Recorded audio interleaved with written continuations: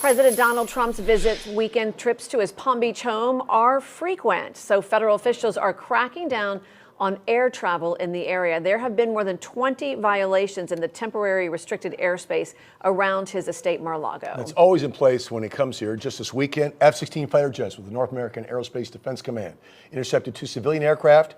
They violated those restrictions. Jade Jarvis joins us live in Mar-a-Lago to explain the restrictions and why experts believe so many pilots are violating the rules. Jade. Well, Todd and Tiffany, experts believe it's a combination of some pilots just getting used to a new learning curve and other pilots just straight up not paying attention to the restrictions before takeoff. On Saturday morning, NORAD F-16 fighter jets intercepted a civilian aircraft from the temporarily restricted airspace near Trump's Mar-a-Lago estate. Then on Sunday, those jets once again deploying flares to get the attention of a civilian pilot who got too close.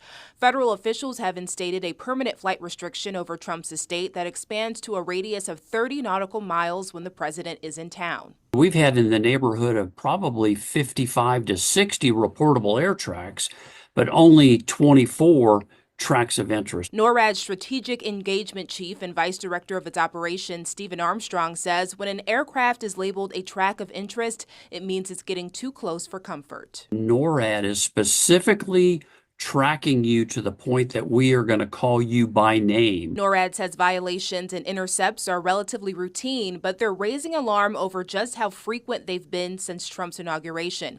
In a statement, NORAD's commander said, quote, "The excessive number of recent TFR violations indicates many civil aviators are not reading Notice to Airmen or NOTAMs before every flight as required by the FAA." Basically, 99.9% of the folks that end up being of interest to us are guys that literally didn't check their NOTAMs and end up finding themselves in that restricted airspace. However, we also spoke with Dr. Michael McCormick, an associate professor and program coordinator of air traffic management at Embry-Riddle Aeronautical University. He believes many civilian pilots are simply unknowledgeable about the temporary flight restrictions, and as time goes on, violations will become less frequent. What the FAA and the Secret Service, the TSA, and the U.S. military have done is they've gone down to Palm Beach and have briefed the aviation community in the Palm Beach area on what these temporary flight restrictions are and what the protocols are for entering or exiting the temporary flight restriction.